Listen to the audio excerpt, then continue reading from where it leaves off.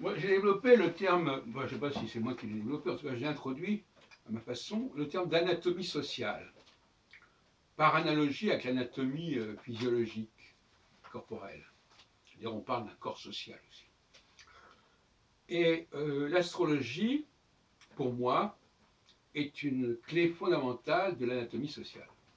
Autrement dit, quelqu'un qui n'a pas une formation d'astrologie n'est pas complet au niveau de la connaissance de l'anatomie sociale, ou comme quelqu'un qui ne connaîtrait pas bien l'anatomie du corps humain et qui n'aurait appris que l'anatomie du cheval ou du chien, ne comprendrait pas l'anatomie de l'homme. Il y aurait aussi là une lacune. Et nous vivons depuis des siècles sur une lacune au niveau de l'anatomie sociale par le fait que l'on ignore l'astrologie ou que l'on utilise une astrologie qui n'est pas appropriée, qui n'est pas valable. D'où l'enjeu.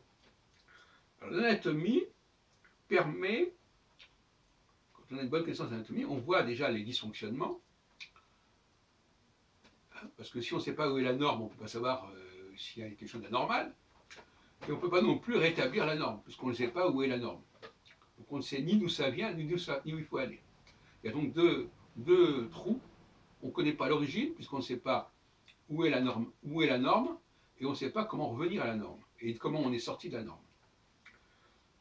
Alors, moi j'emploie une expression qui me paraît intéressante, c'est la notion de circulation.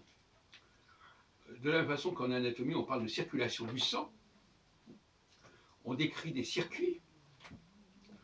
Des gens comme Harvey, je crois, ont découvert, ont mis en évidence la circulation du sang, la circulation sanguine. Et bien en astrologie aussi, il y a une circulation. D'ailleurs, le mot circulation renvoie à la notion de circulaire, donc de cycle. Donc, il y a une circulation du sang qui est évidemment individuelle quelque part, parce que chacun vit cette circulation à son propre rythme, avec son propre timing. Mais en astrologie, c'est pareil. Le timing n'est pas le même, mais le processus est le même. Si je dis à quelqu'un, un être humain normalement équilibré doit dormir un certain nombre d'heures, ou doit aller se soulager, ou doit manger, etc., on ne dit pas forcément à quel moment il doit le faire. Hein, tout dépend à quel moment il s'est levé, etc., etc. Donc c'est pareil, en astrologie aussi, il y a cet inconnu qui est chez telle personne, à quel moment elle va faire les choses. Mais on sait qu'elle va le faire. L'astrologie nous dit que quelque chose va se produire chez une personne donnée, mais elle peut même dire quand ça va se produire, mais il faut qu'elle connaisse la personne. Elle ne peut pas généraliser.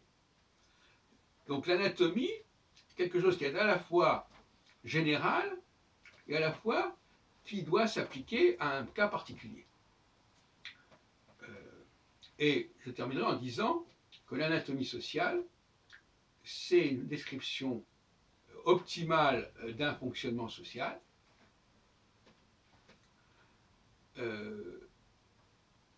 et que le spécialiste dans ce domaine-là doit veiller à ce que son fonctionnement optimal persiste, se maintienne, ou soit rétabli. Un point, c'est tout. Il ne faut pas attendre davantage de l'astrologie. Ce n'est pas plus compliqué que ça, ni plus ni moins. On est très loin de l'astromancie ou de l'astrologie psychologique classique.